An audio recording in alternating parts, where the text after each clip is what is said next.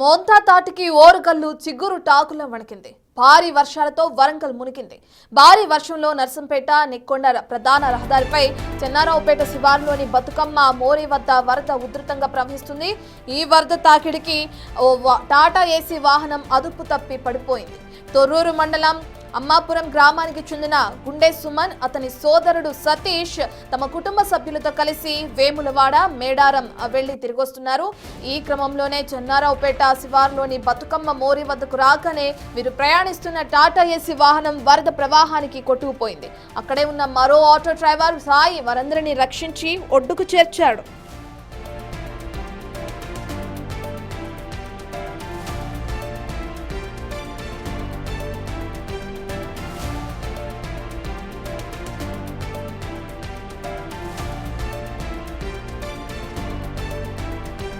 వరంగల్ జిల్లాలో వరద ప్రభావిత ప్రాంతాల్లో మంత్రి కొండా సురేఖ పర్యటించారు.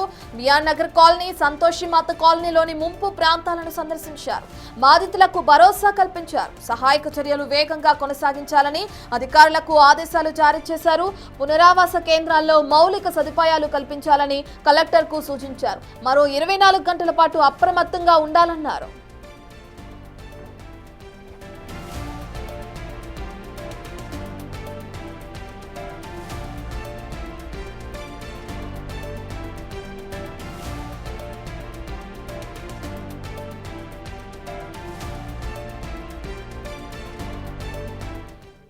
వరంగల్ ములుగు రోడ్డుపై నిన్నటి నుంచి వరద టెస్ట్ వేసింది. వర్షాలు తగ్గినా వరద తగ్గడం లేదు.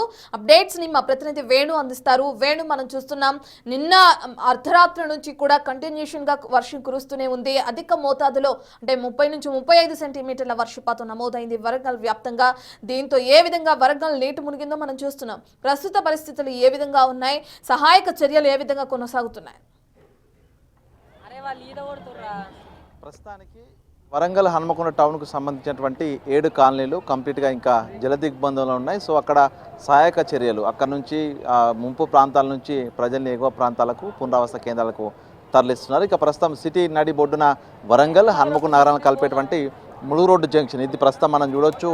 పూర్తిగా ఈ వైపు అటు మనం స్ట్రేట్గా అటు ములుగు వెళ్ళేటువంటి రోడ్డు. సో ఇక్కడ నుంచి ఇది ఒక ప్రధానమైన జంక్షన్. సో దీని ఎగువ భాగాన వరంగల్, దిగువ భాగాన హన్మకొండ జిల్లాలు. సో ఈ 2 జిల్లాలను కలిపేటువంటి ప్రధాన కూడలి ఇది. సో ఇక్కడ ప్రస్తుతం ఈ వరద పరిస్థితిని మనము ఒకసారి గమనించవచ్చు. సో ఇది ఇంకా సాయంత్రం వరకు కూడా కొనసాగే అవకాశం ఉంది. సో ఇక్కడ ఇప్పటి వరకు కూడా మోకాళ్ళ లోతు నుంచి నడుము లోతు వరకు కూడా నీళ్లు రావడంతో కంప్లీట్గా ఇక్కడ నుంచి రాకపోకలు నిలిపివేశారు. సో వరంగల్ నుంచి హన్మకొండకు, హన్మకొండ వరంగల్కి పెద్దమ్మగడ్డ నుంచి రూట్ డైవర్ట్ చేశారు. మరోవైపు హన్మకొండ నుంచి వరంగల్ వెళ్ళే వాహనాలన్నిటి కూడా కాజుపేట, కడిపికొండ, ఉరుసుగుట్ట, వరంగల్ ఆర్టీఏ జంక్షన్ నుంచి వరంగల్కి వెళ్లేందుకు ట్రాఫిక్ డైవర్స్ చేశారు. సో ప్రస్తుతం మనం ఒకసారి చూడవచ్చు, ఇక్కడ నిన్న రాత్రి 9-10 గంటల వరకు భారీ స్థాయి వరద ఉధృతి వచ్చింది. సో ఆ ఉధృతి ఏ విధంగా ఉందో ఒక్కసారి విజువల్ చూడవచ్చు. బారికేడ్లన్నీ కూడా కొట్టుకుపోయాయి. ఇక్కడ ఒకసారి మనం చూస్తే దూరంగా మనకు కనిపిస్తారు 2 ఇసుక లారీలు. సో అంత లోడుతో వెళ్తున్నటువంటి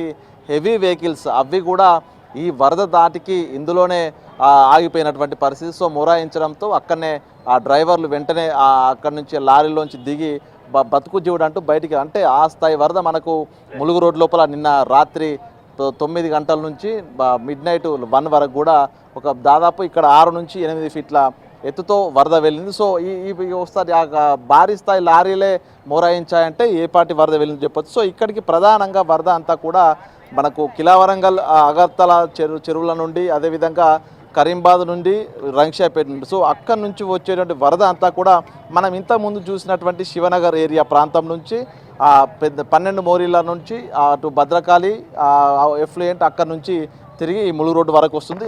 ఇక్కడ నుంచి దిగువన నాగరానికి వెళ్తుంది. సో ఇవన్నీ కూడా నైట్ పూర్తిగా ఇక్కడ ఉన్నటువంటి ఈ జంక్షన్ ఉన్నటువంటి అన్ని హోటల్స్, షాప్స్ కంప్లీట్గా నీళ్ళ లోపల మునిగిపోయిన పరిస్థితి. నిన్న సాయంత్రము 5 గంటల నుంచే కొద్దిగా వరద ఉధృతి పెరిగి కంప్లీట్గా ఇవన్నీ కూడా షాప్స్ అన్నీ కూడా మురికి నీళ్ళతో నిండిపోయినటువంటి సిచ్యువేషన్తో దీంతో ఇక్కడ షాప్స్ అన్నీ కూడా క్లోజ్ చేసుకొని వెంటనే వీళ్ళంతా కూడా వరద ముంపు నుంచి కాపాడుకునేందుకు వెళ్ళిపోయిన సిచ్యువేషన్. ప్రస్తుతం మనం చూస్తున్న ఒక హీరో షోరూమ్, బైక్లకు సంబంధించినటువంటి షోరూము. సో ఆ గేట్ వద్ద మనం చూడవచ్చు ఆ నీళ్ళని కూడా ఆ గేటుకు ఉన్నటువంటి మీది వరకు కూడా వీళ్ళ కంప్లీట్గా గేటు కూడా ఈ వరద లోపల క్లోజ్ అయ్యి మొత్తం ఈ వరద నీటిలో నిండిపోయినటువంటి సిచ్యువేషన్. సో ఇక్కడ నుంచి దాదాపుగా 20 నుంచి 25 షాప్స్ అని కూడా కంప్లీట్గా వెళ్ళిపోయిన పరిస్థితి. సో మన స్థానికులతో మాట్లాడదాం. ఎన్ని గంటలకు వచ్చింది ఇక్కడ వరద? ఎప్పుడు వచ్చింది అసలు? సాయంత్రం రాత్రి 3 గంటలకు 4 గంటలకు 3 గంటలకల్లా స్టార్ట్ అయింది ఇళ్ళకు వచ్చేయడం. ఉన్నారా మీరు వరద వచ్చినప్పుడు ఇక్కడ ఉన్నారా? వేరే సెక్యూరిటీ ఉన్నారు, నేను morning security, okay. Night duty security అయినా వెళ్ళిపోయాడు. ఆయన లోపల ఎట్లా ఉంది?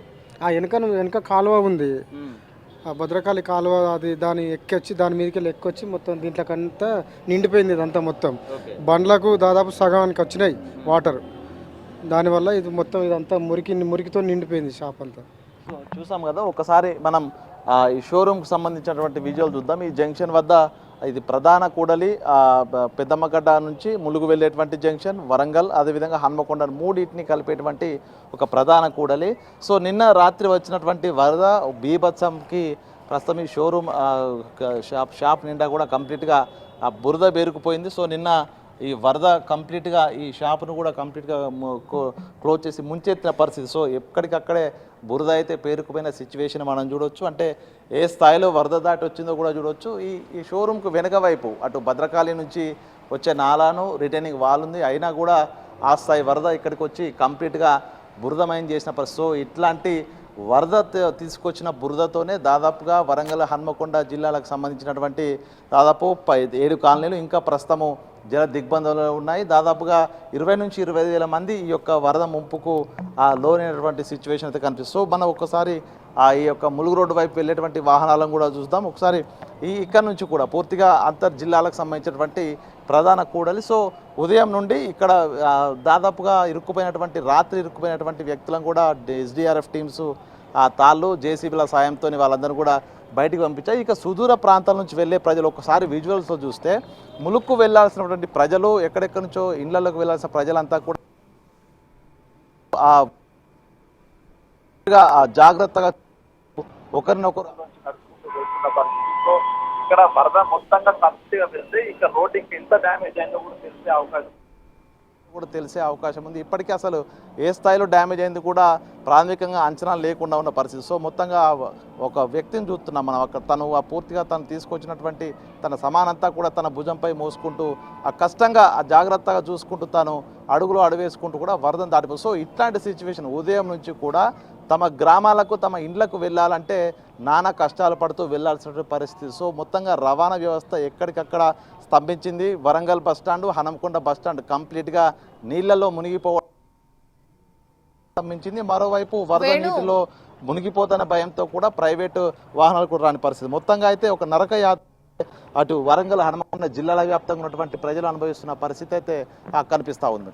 వేణు, మీరు చెప్పినట్లయితే రాత్రి నుంచి అంధకారం, ఎటు చూసిన వర్షం, వరద నీటితో ఇళ్లలోకి కూడా చేరిన వరద నీటితో కష్టాలు పడ్డారు వరంగల్ వాసులు అని చెప్పుకోవచ్చు. ఇప్పుడు కాస్త తేరుకుంటున్న క్రమంలో కొండా సురేఖ అక్కడ పర్యటన చేస్తున్నట్లుగా కూడా తెలుస్తుంది. ఇటువంటి సమస్యలని అక్కడున్న అధికారులు ఆవిడికి తెలియజేయడం జరిగింది. సంబంధిత చర్యలు ఏ విధంగా కొనసాగుతున్నాయి, ప్రధానంగా అంధకారంలో ఉన్న ప్రజలు ఎవరైతే ఉన్నారో వాళ్ళకి కరెంట్ సప్లై ఎప్పటి నుంచి అందుబాటులో వచ్చే అవకాశం కనిపిస్తుంది అనుకోవచ్చు వేణు?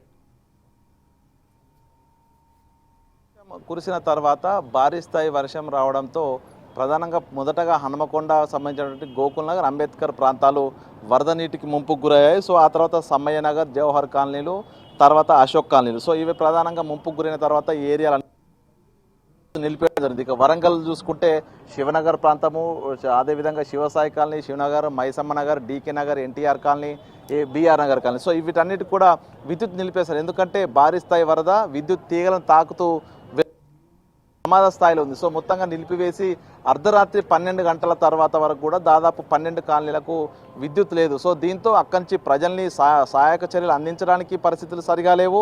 అక్కడ విద్యుత్ లేకపోవడంతో ప్రజలు బయటకు వచ్చేటువంటి సిచ్యువేషన్ లేదు. సో మొత్తంగా ఒక కాలరాత్రి గడిపారు. ఇక నిన్న మధ్యరాత్రి 1:30కు పూర్తిగా సీఎండీ కూడా కంప్లీట్గా ఈ ఏరియాలన్నింటినీ కూడా తనిఖీ చేసిన తర్వాత విద్యుత్ ప్రస్తుతానికైతే సిటీ మొత్తంగా కూడా విద్యుత్ పునరుద్ధరణ అయితే జరిగింది. కానీ ఈ 7 కాలనీల లోపల మాత్రం కొంత మరి ఇంకా పునరుద్ధరణ చేయాల్సిన పరిస్థితి ఉంది. Right, thank you Venu.